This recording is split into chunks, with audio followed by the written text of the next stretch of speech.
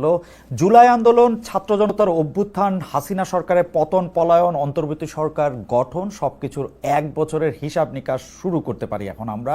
এক বছর হতে আর দিন দুয়েক, তিনেক, চারেক বা পাঁচেকই বাকি। 24-এর বড় প্রাপ্তি অবশ্যই জনগণের ভোটাধিকার কেড়ে নিয়ে বছরের পর বছর ক্ষমতায় চেপে থাকা একটি সরকারের পতন। পতন তো বটেই, 5 আগস্ট পালিয়ে যাওয়ার পর আওয়ামী লীগ আর দেশের মাটিতে প্রকাশ্য হতে পারেনি। তারা বিতাড়িত হওয়ার পর দৃশ্যপটে আসেন অধ্যাপক ডক্টর মোহাম্মদ ইউনূস। তাকে প্রধান উপদেষ্টা করে গঠিত হয় অন্তর্বর্তী সরকার। তিনি ও তার পরিষদের বড় সাফল্য হিসাবে আমরা দেখতে পাচ্ছি, দেখানো হচ্ছে নানা কিছু। তার মধ্যে যেটা নিয়ে সবচেয়ে বেশি কথা হতে পারে সেটা হচ্ছে সবজির দাম কম। অবশ্য এর উল্টো পিঠে রয়েছে আলু, পেঁয়াজ, টমেটো চাষিরা নাকি নিঃস্ব হয়ে যাচ্ছেন, কেউ কেউ বলছেন। আবার অনেকে আমরা দেখতেও পাচ্ছি লোকসানে পড়ে ঋণে থাকা একাধিক কৃষকের আত্মহত্যার খবরও। তবে প্রধান উপদেষ্টা প্রেস উইংয়ের অতি সক্রিয়তার কারণে এসব খবর আড়ালে চলে যাচ্ছে। সামনে আসছে ডোনাল্ড ট্রাম্প, আমেরিকার প্রেসিডেন্ট। তিনি আমাদের উপর 35% ট্যারিফ আরোপ করেছিলেন। সেই 35% ট্যারিফ থেকে এখন ট্যারিফ নেমে এসেছে 20%-এ। সেটা সরকারের বড় সাফল্য হিসাবে বিবেচিত হচ্ছে। কিন্তু সরকারের বড় সাফল্যকে আমরা বড় সাফল্য বলতে পারতাম যদি এই নিয়ে সরকারের মধ্যে নানা ধরনের ঢাক গুড়গুড় না থাকতো। সরকার কিন্তু এই আলোচনার জন্য, এই সাফল্যের জন্য সাবাসী দিচ্ছে এখন বাণিজ্য উপদেষ্টা থেকে, কিন্তু সেখানে অনেকদিন ধরে নিরাপত্তা উপদেষ্টাও ছিলেন। তিনি নাকি অনেক কথা বলেছেন এবং সেইটার মধ্যে নাকি নানা ধরনের গোপনীয়তাও ছিল। সেই গোপনীয়তার কারণে এবং গোপনীয়তা ভঙ্গ করার কারণে একজনের চাকরিও চলে গেছে। সেটা কেন গেছে, কিসের বিনিময়ে আমরা 35% থেকে 20% পেলাম, সেটা এখন অবশ্য আমরা জানতে পারছি না। প্রধান উপদেষ্টার প্রেস সচিব অবশ্য বলছেন কোনো ধরনের সামরিক চুক্তি তিনি করেন নাই। এখন তিনি তো আসলে অনেক জ্ঞানী মানুষ, তার কথা মানে মানে মানে একটা স্পিন ডক্টর বলে একটা কথা আছে, সেরকম একটা স্পিন ডক্টর, মানে উনি চুক্তি করেন নাই এ কথা হয়তো ঠিকও হইতে পারে, হয়তো উনি মেমোরেন্ডাম অফ আন্ডারস্ট্যান্ডিং করছেন, হয়তো উনি এমন একটা কিছু করছেন যেটা চুক্তি ছাড়া অন্যরকম নাম দেওয়া হইতে পারে, আমরা জানি না। তো ঠিক আছে, বেনিফিট অফ ডাউট হিসাবে আমরা ডক্টর ইউনূসকে কিছু পয়েন্ট দেই যে ডক্টর ইউনূস হচ্ছে 35% থেকে 20% কমাইতে পারছেন ট্যারিফ আমেরিকার বাজারে, তার জন্য আমাদের ব্যবসা বাণিজ্য বড় বিপদে পড়বে না, সেইটা কেউ কেউ দাবি করতেছেন। আপনি আমাদের ধন্যবাদ জানবেন ডক্টর মোহাম্মদ ইউনূস, আপনি আমাদের ধন্যবাদ জানবেন জনাব বাণিজ্য উপদেষ্টা জনাব বশির, এবং আপনি আমাদের ধন্যবাদ জানেন, কিন্তু আমাদেরকে একটু ভালো করে জানায়েন যে আসলে কিসের বিনিময়। আমি আবারও বলি, 35% থেকে যে 20%-এ আনলেন, কিসের বিনিময়, কোনো কিছু বিনিময় করতে হয়েছে কিনা সেটা একটু ভালো করে একটু জানায়েন। এবার আমরা দেখি যে সরকার প্রধান হিসাবে এই এক বছর আপনার কেমন ছিল প্রফেসর ডক্টর মোহাম্মদ ইউনূস, প্রিয় অধ্যাপক, প্রিয় স্যার, প্রিয় শান্তিতে নোবেল বিজয়ী।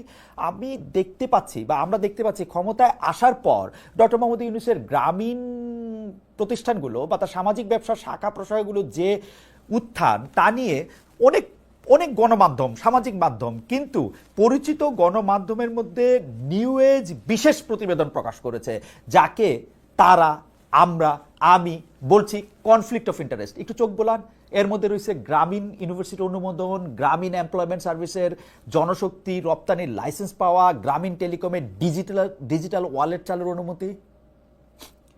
মনে হচ্ছে এগুলি কনফ্লিক্ট অফ ইন্টারেস্ট? মনে হচ্ছে এর একটাও মিথ্যা কথা? মনে হচ্ছে এর একটাও আমরা ডক্টর মোহাম্মদ ইউনূসকে পছন্দ করি না সেজন্য বলতেছি? আরেকটু সামনে যাই। গ্রামীণ ব্যাংকের আগামী 5 বছরের কর মৌকুফ করেছে অন্তর্বর্তী সরকার। গ্রামীণ ব্যাংকে সরকারের শেয়ার কমিয়ে 25% থেকে 10% করা হয়েছে। আগের সরকার থাকলে 666 কোটি টাকা কর দিতে হতো ডক্টর মোহাম্মদ ইউনূসকে। এটা ছিল আদালতের রায়। নিজে ক্ষমতা আসার পর আদালতের মাধ্যমেই অব্যাহতি পেয়েছেন রাতারাতি। এটা সত্যি যে যে সরকারটা চলে গেছে, যে সরকারটা পালায়ে গেছে, যে সরকারটা পতিত, সেই সরকার ডক্টর মোহাম্মদ ইউনূসকে মামলা দিয়ে নিপীড়ন করেছিল।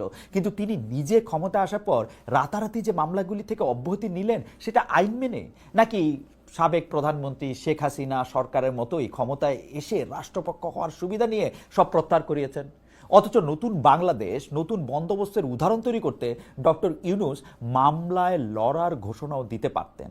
লড়াইয়ের পর জিতলে মামলাগুলো মিথ্যা, সেটা বেশি প্রমাণিত হতো। অনেকেই বলে থাকেন যে বিএনপি ক্ষমতা থাকলে বগুড়া, আওয়ামী লীগ ক্ষমতা থাকলে গোপালগঞ্জ, এরকম করে নাকি অন্তর্বর্তীকালীন সরকার ও চট্টগ্রাম। এই কথা কি আসলে ঠিক? অন্তর্বর্তীকালীন সময় কি চট্টগ্রাম গোপালগঞ্জের জায়গা বা বিএনপির সময়কার বগুড়ার জায়গা নিছে? আমরা তো জানি না তেমন কিছু, কিন্তু দুই একটা খবরের দিকে আপনারা দৃষ্টি দেন। এই সরকারের যে উন্নয়ন বরাদ্দ যে এডিপি সেইটার অর্ধেকের বেশি এই বছর চট্টগ্রামের জন্য, অর্ধেক, অন্তত অর্ধেকের বেশি না হোক, অর্ধেকের বেশি চট্টগ্রামের জন্য। প্রথম 10 মাসে সেই এডিপির 1,12,000 কোটি টাকার ব্যয় অনুমোদন করা হয়েছে শুধুমাত্র চট্টগ্রামের জন্য। মানে 1,12,000 কোটি টাকা যে ব্যয় অনুমোদন করা হয়েছে, এই উন্নয়ন বরাদ্দের অর্ধেকের মানে অর্ধেক ব্যয় হবে রাজধানী চট্টগ্রামের জন্য। এটা কি কোইন্সিডেন্স যে ডক্টর মোহাম্মদ ইউনূসের বাড়ি চট্টগ্রাম? সরকার গঠনের শুরু থেকেই ডক্টর মোহাম্মদ ইউনূসের বিরুদ্ধে স্বজনপ্রীতির একটা, আমি অভিযোগ বলবো না, এটা অভিযোগ না, এটা স্বজনপ্রীতি প্রশংসাও হইতে পারে যে আপনি আপনার স্বজনের জন্য ভালো, যে তার স্বজনের জন্য ভালো সে তো ভালোই। কিন্তু ডক্টর মোহাম্মদ ইউনূসের ব্যাপারগুলো আপনারা দেখেন, এটা কখনো আত্মীয় প্রীতি, কখনো গ্রামীণ ব্যাংক প্রীতি, কখনো চট্টগ্রাম প্রীতি। ডক্টর মোহাম্মদ ইউনূস স্বাস্থ্য উপদেষ্টা হিসেবে নিয়েছেন গ্রামীণ ব্যাংকে নূরজাহান বেগমকে, প্রধান উপদেষ্টার কার্যালয়ে এসডিজির মুখ্য সমন্বয় করেছেন ইউনূস সেন্টারের লামিয়া মুর্শেদকে, নিজের ভাতিজাকে নিয়োগ দিয়েছেন প্রধান উপদেষ্টার প্রেস উইংয়ে। ক্ষমতায় এসে প্রধান উপদেষ্টা শুরু থেকেই বলছেন ছাত্ররা তাকে ক্ষমতায় বসিয়েছেন, এটা জুলাই মিত্রদের বিভাজন উস্কে দিয়েছে। তিনি সমন্বয়কদের রাজনৈতিক দল গঠনে উৎসাহ দিয়েছেন, যার কারণে এনসিপিকে সরকারি দল কিংস পার্টি বলা আরো সহজ হয়েছে। যখনই তিনি মনে করেছেন যে না তিনি আর কি বলে জানি আর ক্ষমতায় থাকবেন না, তখন তিনি ডেকে বলছেন এনসিপিকে। যখন তিনি বলছেন যে না তার রাজনৈতিক দলগুলির সাথে কথা বলা দরকার, প্রথমে তিনি মাত্র 4 জনের সঙ্গে কথা বলবেন, সেই 4টি পার্টির মধ্যে যে পার্টিটি এখনো অনুমোদন পায় নাই সেই এনসিপিকে ডাকা হয়েছে। এই জুলাই আন্দোলনের master mind, meticulous design, reset button এসব বলে ডক্টর ইউনূস মূলত ষড়যন্ত্র তথ্যকে উস্কে দিয়েছেন পতিত রেজিমের লোকজনের কাছে। এইটার ফল আমরা আজকে দেখতে পাচ্ছি। আজকে আমরা দেখতে পাচ্ছি কখনো নাহিদ বনাম সাদিক কায়ুম, কখনো আসিফ বনাম আর্মি, কখনো উমুক বনাম তুমুক, এগুলি একজনের বিরুদ্ধে। মাহফুজ সাহেব এই সরকার একজন উপদেষ্টা, তার কথাই আপনি ধরেন, তিনি একটা স্ট্যাটাস দিলেন এরকম, নতুন একটা রাজনৈতিক দল বা তার সার্কেলকে ইঙ্গিত করে বললেন, একদম স্পষ্ট, ইঙ্গিত না, একদম স্পষ্ট করে বললেন যে এদের সবাই যখন খাই খাই করতেছে একজন শুধু না খায়া রয়েছে, সেই জন্য তার বিরুদ্ধে অভিযোগ করা হয়েছে। পরে আবার তিনি এটা আবার বাদ দিলেন। এই যে কথিত মাস্টার মাইন্ডকে সামনে নিয়ে আসার বিষয়টা এই বিএনপি জামায়াত সহ জুলাই আন্দোলনের অন্য কোনো স্টেক হোল্ডার পছন্দ করে নাই।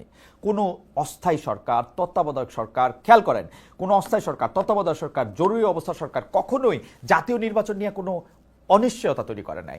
ডক্টর মোহাম্মদ ইউনূস অনিশ্চয়তা তৈরি করতেছে না, কিন্তু তিনি কেমন যেন একটা রেঞ্জ রাখেন, ডিসেম্বর থেকে জানুয়ারি, এপ্রিল মাস, ফেব্রুয়ারি মাস, সেটা আবার কার সাথে কথা হইলে কিরকম, সংস্কারের পরে আবার সংস্কার কমিশনের সাথে কথা না কয়েই কিন্তু তারপর আবার এটা তিনি বলেন।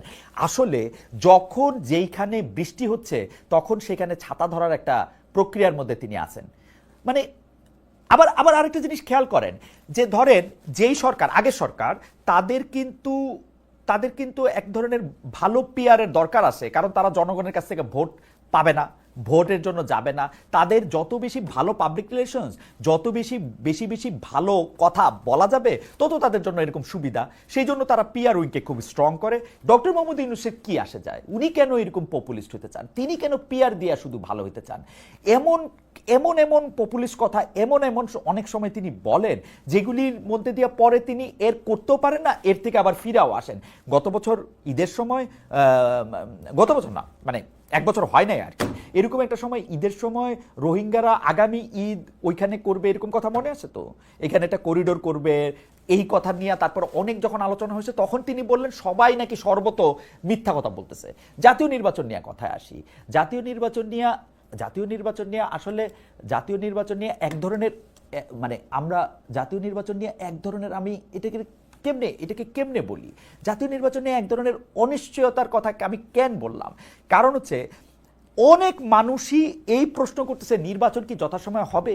সরকারের প্রেস উইংলে 100 বার কইতেছে ডক্টর মোহাম্মদ ইউনূস যেটা বলছেন তার বাইরে যাবেন। এখন ডক্টর মোহাম্মদ ইউনূস আসলে কি বলছেন? জাতীয় নির্বাচনের মাধ্যমে ক্ষমতা হস্তান্তরের জন্য তিনি টাইমলাইনটা কি ঠিক করছেন? তিনি কি আসলে নির্বাচন চান, ক্ষমতা ছাড়তে চান? সবশেষ তিনি মানে কিছু পলিটিক্যাল পার্টিদের সাথে আলাপ কইরা সেই পলিটিক্যাল পার্টি আইসা ঘোষণা করলেন 4-5 দিনের মধ্যে একটা খুব গুরুত্বপূর্ণ ঘোষণা আসবে, নির্বাচনের তারিখই আসবে, এরকমই বলা যেতে পারে। কিন্তু সেই ঘোষণা কিন্তু প্রেস উইং বললো না, এবং প্রেস উইং নাও করলো না যে না এরকম কোনো আলোচনা হয় নাই। আমরা কিন্তু 4-5 দিন পার হয়েছে, আমরা কিন্তু এখনো কিছু জানতে পারি নাই।